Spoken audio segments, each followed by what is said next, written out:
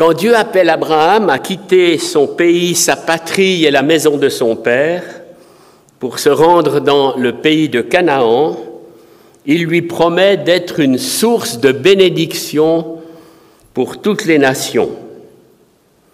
Plus tard, l'Éternel dit à Abraham, « Je te bénirai et je multiplierai ta postérité comme les étoiles du ciel et comme le sable qui est sur le bord de la mer. Et ta postérité possédera la porte de ses ennemis. Toutes les nations de la terre seront bénies en ta postérité parce que tu as obéi à ma voix. » Des siècles plus tard, quand la postérité d'Abraham est devenue une nation, Israël s'est multiplié, est devenu esclave de Pharaon en Égypte, le peuple continuait de s'accroître, car plus on l'accablait, nous dit l'Écriture, plus il multipliait et s'accroissait.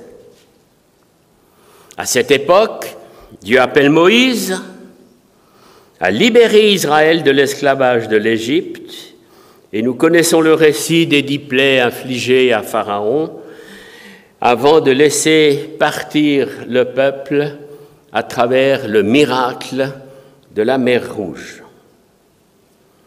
Le peuple sorti d'Égypte représentait environ 2 millions de personnes.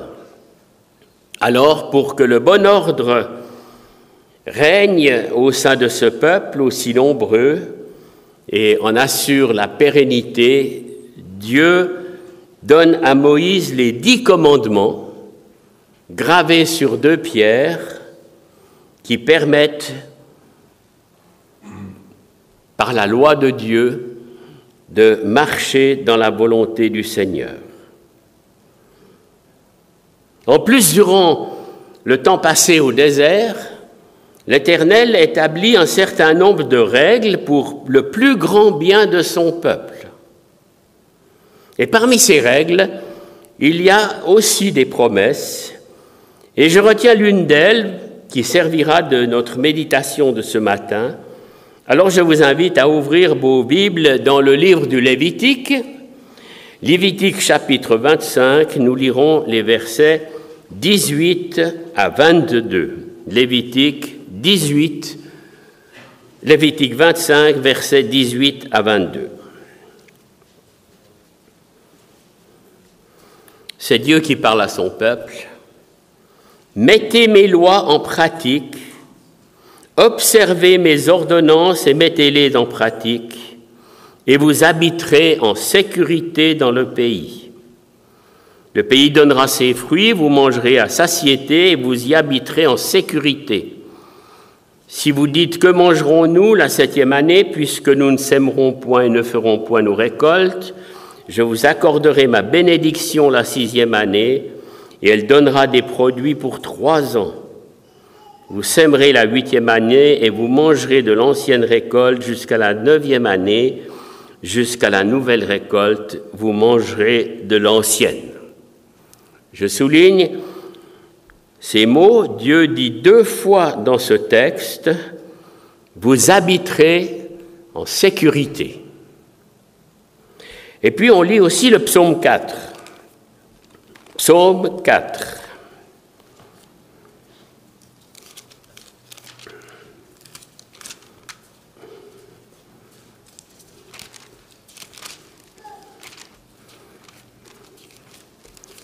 Voilà. Au chef des chantres, avec instrument à cordes, psaume de David. Quand je crie, réponds-moi, Dieu de ma justice. Quand je suis dans la détresse, sauve-moi. Aie pitié de moi, écoute ma prière. Fils des hommes, jusqu'à quand ma gloire sera-t-elle outragée? Jusqu'à quand aimerez-vous la vanité? Chercherez-vous le mensonge? Sachez que l'Éternel s'est choisi un homme pieux. L'Éternel entend quand je crie à lui. Tremblez et ne péchez point. Parlez en vos cœurs sur votre couche, puis taisez-vous.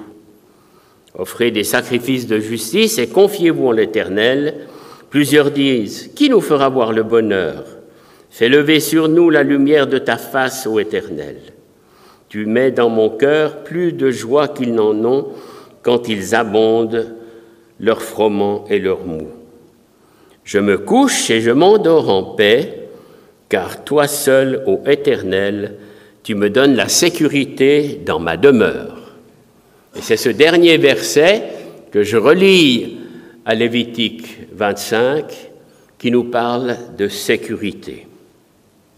Presque chaque jour, les médias nous font état d'un attentat, d'une fusillade ou d'actes de violence qui mettent en péril notre sécurité. La sécurité ou l'insécurité est un problème dont on parle tous les jours. Et le sentiment d'insécurité est croissant dans le monde entier. Près de nous, bien sûr, en France, mais aussi en Suisse, le sentiment d'insécurité augmente de jour en jour. Les menaces terroristes, les attentats, les agressions, la délinquance, les incivilités et autres causes d'ennui expliquent ce sentiment croissant d'insécurité. L'insécurité touche une multitude de sphères. Il y a l'insécurité dans la rue, dans les quartiers chauds et sombres des villes. Il y a l'insécurité dans les lieux publics, on le voit même dans les écoles ou dans les stades, avec l'hooliganisme, dans le commerce, avec les vols, les braquages. Il y a même l'insécurité dans les transports publics, parce que des gens se font agresser dans un tram ou dans un bus. L'insécurité pour les enfants, victimes de pédophiles. L'insécurité pour les aînés, parce que plus vulnérables et fragiles, ils sont souvent la visée d'attaques sournoises. L'insécurité pour les femmes, souvent victimes de harcèlement et d'agressions. L'insécurité physique, la maladie. Et il y a des maladies de plus en plus sournoises qui détruisent le corps humain. Même l'insécurité dans votre appartement ou dans votre maison. Il y a plus de 40 000 cambriolages par année en Suisse. Et vous ne savez pas si votre maison, votre appartement aura subi une infraction quand vous rentrerez chez vous. Puis l'insécurité existe au travail, elle existe sur les routes, en montagne, en promenade, en voyage. Et que provoque l'insécurité? Elle génère la peur. Peur d'être volé, peur d'être détroussé, peur d'être cambriolé, peur d'être blessé, peur d'être handicapé, peur d'être sans défense face à des méchants. Et qui d'entre nous n'a jamais eu peur ou n'a jamais peur? Peur de la mort. On parlait de cela, peur du terrorisme, du chômage, peur de l'étranger, mais aussi de ce que l'on mange, de ce que l'on boit, peur également de la maladie, de la souffrance, de la vieillesse, de la séparation, peur de l'inconnu. Bref, on n'en finit pas d'avoir peur, d'angoisser. Nous vivons dans un monde envahi par la peur. On a peur des araignées, des souris, des serpents, du dentiste. Il y a des gens qui ont peur de tout. Quand on est jeune et fort, pas grand-chose nous fait peur. Quand je pense à des choses que j'ai faites étant jeune, j'en ai parfois un peu des frissons. Je n'avais pas peur. Un peu moins jeune aujourd'hui, je suis moins sûr de moi, je suis plus fragile avec l'âge, j'ai moins de ressources physiques et beaucoup plus de choses me font peur. On dit parfois de quelqu'un qu'il n'a peur de rien, mais c'est figuratif parce que tout être humain connaît ou a connu la peur une fois ou l'autre. Alors, rappelons-nous ce que nous venons de lire. Vous habiterez en sécurité dans le pays, dit l'Éternel. Je me couche et je m'endors en paix, car toi seul, Éternel, tu me donnes la sécurité. Que ces paroles sont bienfaisantes et rassurantes.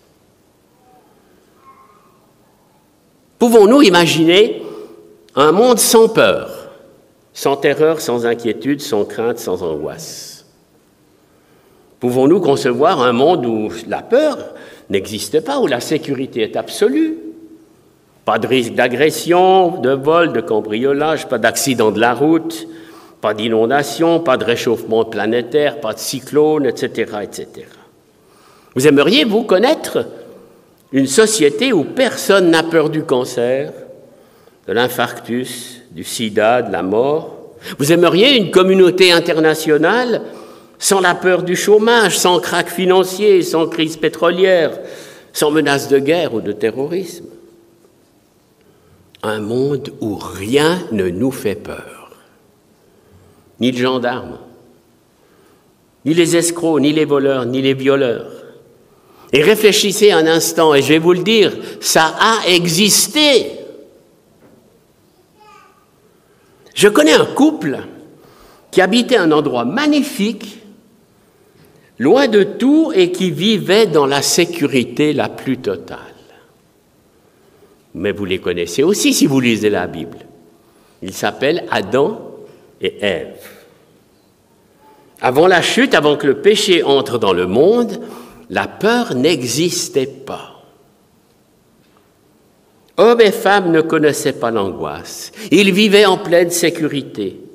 Adam était placé dans un jardin magnifique en Éden pour le cultiver. Comme il était tout seul, Dieu lui fait don d'une aide semblable, Ève, avec laquelle il va partager les bénédictions que le Créateur leur accorde. Et à ce moment-là, la peur et l'angoisse sont inexistantes dans la vie de l'homme et de sa femme. Dieu voulait que ces créatures vivent un univers parfait, sans peur ni angoisse, en toute sécurité, dans l'abondance des biens de cette terre.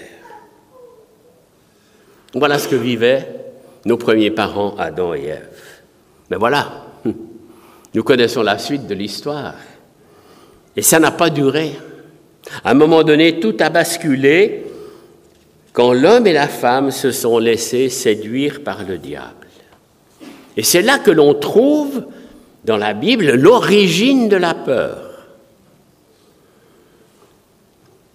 L'insécurité provoque la peur, mais d'où vient-elle? La peur n'est pas un sentiment ressenti en l'homme depuis toujours. La peur a un point de départ dans l'histoire de l'humanité, et la première mention de la peur se trouve dans Genèse chapitre 3. Et là, nous lisons quelques versets ensemble, les 13 premiers versets de Genèse chapitre 3.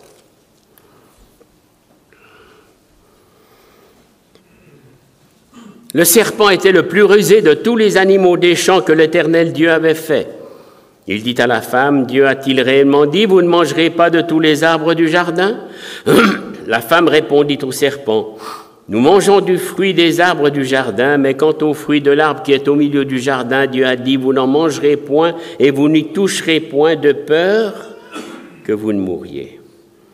Alors le serpent dit à la femme, vous ne mourrez point, mais Dieu sait que le jour où vous en mangerez, vos yeux s'ouvriront et que vous serez comme Dieu, connaissant le bien et le mal. La femme vit que l'arbre était bon à manger et agréable à la vue et qu'il était précieux pour ouvrir l'intelligence. Elle prit de son fruit et en mangea, elle en donna aussi à son mari qui était auprès d'elle et il en mangea. Les yeux de l'un et de l'autre s'ouvrirent, ils connurent qu'ils étaient nus, ayant cousu des feuilles de figuier, ils s'en firent des ceintures. Alors ils entendirent la voix de l'Éternel qui parcourait le jardin vers le soir, et l'homme et sa femme se cachèrent loin de la face de l'Éternel Dieu au milieu des arbres du jardin. Mais l'Éternel Dieu appela l'homme et lui dit, « Où es-tu » Il répondit, « J'ai entendu ta voix dans le jardin. » Et j'ai eu peur. J'ai eu peur parce que je suis nu et que je me suis caché. Et l'Éternel Dieu dit, qui t'a appris que tu es nu? Est-ce que tu as mangé de l'arbre dont je t'avais défendu de manger? L'homme répondit, la femme que tu as mise auprès de moi m'a donné de l'arbre et j'en ai mangé. Et l'Éternel Dieu dit à la femme, pourquoi tu fais cela? La femme répondit, le serpent m'a séduite et j'en ai mangé. En lisant ce texte, vous pouvez remarquer qu'Ève n'avait pas peur du serpent. Elle écoute le serpent, lui répond, dialogue avec lui.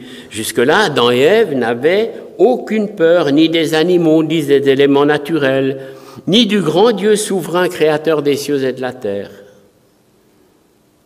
Ils n'avaient aucun danger nulle part. Et quand ils entendent la voix de Dieu, ils se réjouissent. C'était le comble de leur bonheur. La peur apparaît suite à la désobéissance d'Adam et Ève lorsqu'ils ont consommé le fruit de l'arbre de la connaissance du bien et du mal. Le péché entrant dans la vie de l'homme fait naître la peur. J'ai entendu ta voix dans le jardin et j'ai eu peur. Le monde animal est aussi touché par la peur. En général, l'animal a peur de l'homme. Même les animaux se font peur entre eux. Les félins attaquent souvent d'autres animaux plus faibles, etc. Qu'est-ce que la peur? Selon le dictionnaire, c'est un sentiment d'inquiétude ou de frayeur face ou à la pensée d'un danger. Elle peut prendre sa source dans la réalité ou dans l'imaginaire, dans un émotionnel mal contrôlé, sentiment d'insécurité, traumatisme de l'enfance, choc émotionnel. La peur peut revêtir différentes formes et atteindre différents degrés. Elle peut n'être qu'une simple inquiétude ou atteindre son paroxysme dans la frayeur ou la terreur, voire l'épouvante. Le péché a eu donc des conséquences terribles. Et l'une d'entre elles fut la naissance de la peur. Quand ce sentiment a gagné l'âme d'Adam, il a pris la fuite pour se cacher. Le Dieu 3 fois saint pose alors cette question: « Où es-tu » ? J'ai entendu ta voix et j'ai eu peur. La réponse d'Adam, elle peut se diviser en 3 parties. J'ai eu peur, c'est une émotion nouvelle et inconnue. Parce que je suis nu, c'est une découverte affligeante, et je me suis caché, c'est une stratégie éphémère, parce qu'on ne peut rien cacher à Dieu. Alors bien sûr, les conséquences de la peur provoquent l'insécurité. Elles poussent Adam et Ève à se cacher. Ils croient échapper à Dieu, ils oublient que Dieu est Dieu. Souvenons-nous toujours de cette parole de Jérémie. « Quelqu'un se tiendra-t-il dans un lieu caché sans que je le voie » dit l'Éternel. « Ne remplis-je pas, moi, les cieux et la terre » dit l'Éternel. Et celle des Hébreux. « Nulle créature n'est cachée devant lui, car tout est nu et découvert aux yeux de celui à qui nous devons rendre compte. » Dieu, qui était l'ami d'Adam et Ève, devient redoutable et fait peur. Je me rappelle d'une jeune femme avec qui on avait parlé de l'Évangile, et puis qui était très intéressée et qui me dit « Tu comprends, je crois que je joue à cache-cache avec Dieu. » Alors je lui ai dit « Arrête, tu vas perdre. On ne peut pas jouer à cache-cache avec Dieu. Dieu nous voit partout, à chaque instant, à chaque seconde, à chaque lieu. » Enfant, bien sûr, on se cachait lorsqu'on faisait des bêtises ou qu'on avait désobéi, qu'on avait fait quelque chose de mal, de peur des représailles qui nous poussaient à disparaître sous la table ou sous une chaise ou dans notre chambre. Et aucun de nous n'échappe totalement à la peur. Depuis notre tendre enfance, nous sommes prisonniers de la peur et elle peut nous tenir captives et parfois nous tyranniser. Alors, comment gérer et vaincre nos peurs? Tout bébé, les enfants font des cauchemars et sont terrorisés dans leur lit. Et l'arrivée de papa ou de maman les apaise et les arrache à l'insécurité. Là, ils sont bien, papa et maman sont là. Est-ce que vous vous souvenez de la plus grosse frayeur que vous avez eue dans votre vie? Enfant, nous habitions, justement, à Genève, dans une maison dont le rez-de-chaussée avait été cambriolé. Et le soir, j'avais une peur terrible de traverser le corridor parce que je croyais rencontrer les cambrioleurs tous les soirs. Et parfois, mon papa m'envoyait au coin de la rue poster du courrier. Il faisait nuit, j'avais tellement peur que je courais comme un fou jusqu'à la boîte aux lettres, je revenais à la maison et je me sentais en sécurité que lorsque je me trouvais derrière la porte fermée de l'appartement. Dans ces moments-là, je crois que j'ai battu le record du 100 mètres de Usain Bolt. La Bible mentionne plusieurs exemples d'hommes ou de femmes saisis par la peur ou la crainte. À 2 reprises, Abraham a menti en disant de sa femme que c'était sa sœur parce qu'il avait peur qu'on la lui prenne. Il avait peur qu'on la lui prenne. Jacob a connu la frayeur au moment de rencontrer son frère Ésaü, avec qui il avait eu quelques problèmes, parce qu'il l'avait trompé. David, connu pour sa vaillance et son courage, était dans une grande angoisse lorsque les Amalécites ont brûlé Tsiklag, une ville, en faisant prisonniers femmes et enfants. Les disciples dans la tempête sur la mer, ils avaient peur. Les mêmes disciples dans la chambre haute, le soir de la résurrection. Il est dit, c'était le premier jour de la semaine, les portes du lieu où se trouvaient les disciples étaient enfermés à cause de la crainte qu'ils avaient des Juifs. Jésus vint, se présenta au milieu d'eux et leur dit « La paix soit avec vous ». La présence de Jésus enlève la peur et amène la paix. Alors bien sûr, comment est-ce qu'on va gérer, en tant que disciples de Jésus, comment gérer et vaincre nos peurs? Comment faire face à l'insécurité? Bon, on peut quand même faire attention et éviter des situations dangereuses.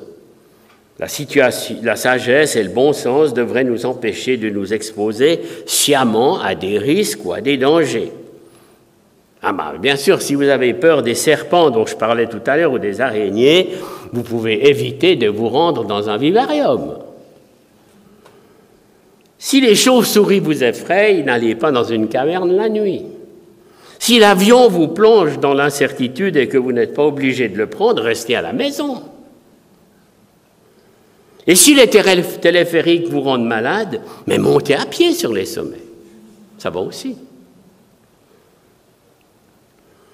Alors nous pouvons gérer notre peur en plaçant notre confiance dans le Dieu Tout-Puissant. La promesse faite à Israël dans le livre des Lévitiques, que nous avons lu tout à l'heure, est valable pour le peuple de Dieu racheté par le sang de Christ. Vous avez remarqué, cette promesse de sécurité est assortie d'une condition: mettez mes lois en pratique, observez mes ordonnances et mettez-les en pratique, et vous habiterez en sécurité dans le pays. Mettre en pratique la parole de Dieu, les commandements de Dieu, les lois et les ordonnances nous garantit la sécurité. Je vais développer.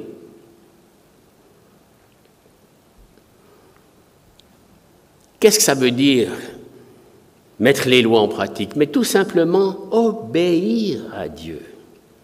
Obéir. Alors c'est facile à dire, c'est des fois plus difficile à faire.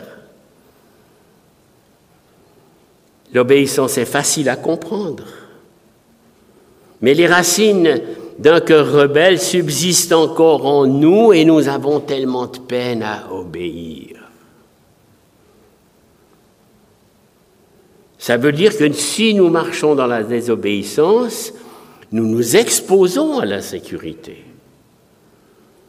L'insécurité, elle peut être physique, elle peut être matérielle, elle peut être morale, elle peut être spirituelle. Voyez-vous, chaque hiver, il y a des milliers de personnes qui dévalent les pistes de ski de nos stations. Et pour certains, la tentation de faire une belle trace unique dans une pente de neige vierge est irrésistible. Sauf que, à certains endroits, des panneaux, des barrières indiquent « Attention, danger d'avalanche ». Ça veut dire que lorsqu'un skieur méprise l'avertissement, ou entre guillemets, le commandement, il n'est plus en sécurité. De même, lorsque nous tombons dans la désobéissance au Seigneur, nous ne sommes plus en sécurité. En dehors du nom et du sang de Jésus, nous sommes exposés à toutes les attaques et ruses de Satan. C'est pourquoi Paul a écrit « Revêtez toutes les armes de Dieu afin de pouvoir tenir ferme contre les ruses du diable. » Chaque fois qu'Israël a désobéi à son Dieu, ça a été la catastrophe. Et ça recommence des dizaines de fois dans l'Écriture. Lisez les rois, lisez les juges. C'est impressionnant de voir la dureté du cœur de ces Israélites qui n'obéissent pas à Dieu et qui se tournent vers des idoles, vers des faux dieux. La désobéissance à Dieu se paye cash. Cela a conduit le peuple de Dieu à la déportation, à la destruction de la ville sainte et de son temple, Jérusalem. Comme on en a parlé au début, nous vivons dans un monde de plus en plus dangereux, qui nous plonge dans l'insécurité. Mais par la grâce et le secours de Dieu, nous pouvons vaincre nos peurs et vivre en sécurité. Je l'ai cité tout à l'heure, les disciples étaient morts de peur sur la mer de Galilée lorsque la tempête s'est abattue.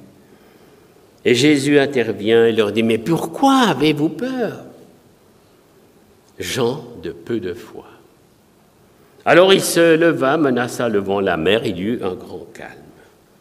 Combien de fois dans nos vies, il y a eu des tempêtes, et quand nous avons placé notre confiance en Jésus, le calme est revenu. Le psaume 27 nous dit « L'Éternel est ma lumière et mon salut, de qui aurais-je peur ? De qui aurais-je crainte ? L'Éternel est le soutien de ma vie, de qui aurais-je peur ?» Et puis, les paroles du psaume 4. « Toi seul, ô Éternel, tu me donnes la sécurité de mon demeure. »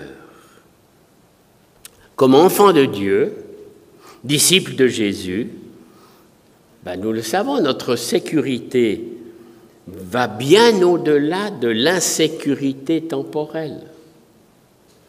David disait déjà de Dieu, « L'Éternel a fait avec moi une alliance éternelle, en tout point bien réglée et offrant pleine sécurité. » Par la mort de Jésus et son sang versé à la croix, nous sommes au bénéfice d'une sécurité éternelle. Plus personne ne pourra prendre votre vie pour en faire autre chose que celle d'un enfant de Dieu pour l'éternité. Ça, c'est la sécurité. Paul écrivait aux Romains « Qui nous séparera de l'amour de Christ ?» Vous connaissez ce passage, Horace. La tribulation, ou l'angoisse, ou la persécution, ou la faim, ou la nudité, ou le péril, ou l'épée, selon qu'il est écrit, c'est à cause de toi qu'on nous met à mort tout le jour, qu'on nous regarde comme des brebis destinées à la boucherie. Mais dans toutes ces choses, nous sommes plus que vainqueurs par celui qui nous a aimés, car j'ai l'assurance que ni la mort, ni la vie, ni les anges, ni les dominations, ni les choses présentes, ni les choses à venir, ni les puissances, ni la hauteur, ni la profondeur, ni aucune créature ne pourra nous séparer de l'amour de Dieu manifesté en Jésus-Christ.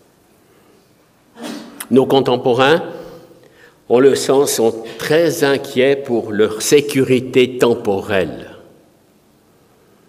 Mais nombreux ceux qui peu nombreux sont ceux qui ressentent une insécurité par rapport à l'éternité. Et finalement, peu se soucient de cette sécurité. Si vous êtes parent, c'est vrai qu'il y a des raisons de vous inquiéter pour l'avenir de vos enfants. Les attaques terroristes ne font pas de différence entre adultes et enfants, adolescents ou jeunes. Les attentats touchent les écoles, elles touchent les universités, les rassemblements de jeunes, les festivals, les concerts, les manifestations sportives ou autres. J'ai trouvé intéressant la remarque d'une femme de Dieu, la fille de Billy Graham, l'évangéliste bien connu, Anne Graham Lotz, qui a déclaré que pour vraiment garder les enfants en sécurité, il est important pour les parents de leur apprendre la vérité d'un monde dangereux et d'un Dieu d'amour. Bien que nous puissions être extrêmement vigilants alors que nous pouvons regarder et prier, nous ne garantissons pas que nos enfants ou nos petits-enfants échapperont à la violence et au désastre, a déclaré la fille de Billy Graham dans une publication récente. Mais il y a une chose que nous pouvons faire, que je n'ai pas entendu les experts nationaux discuter. Nous pouvons nous assurer que nos enfants seront en sécurité dans l'éternité, dans les murs de 200 pieds qui entourent notre maison du Père, sûrs pour toujours. Comment exactement peut-on faire cela? Graham Lotz conseille d'enseigner aux enfants et aux petits-enfants la vérité. Et la vérité, c'est que nous vivons dans un monde très méchant et dangereux, a-t-elle dit, mais Dieu sait cela, et Dieu aime nos enfants et a envoyé son propre Fils pour les sauver. S'ils mettaient leur confiance dans le Fils de Dieu, Jésus-Christ, lui demandant de pardonner leurs péchés et d'entrer dans leur cœur, ils deviendraient ses enfants, il serait leur Père. Cela nous rappelle notre mission de disciples de Jésus-Christ. Allez, faites de toutes les nations des disciples. Le chrétien marche par la foi. Ainsi, nous plaçons notre confiance dans le Dieu Tout-Puissant pour le présent et pour l'avenir. Eh bien, chers frères et sœurs, chers amis, que dans ce monde méchant et dangereux, nous puissions affirmer et proclamer notre foi dans le Dieu vivant. Que Dieu vous bénisse. Merci de votre attention. Amen.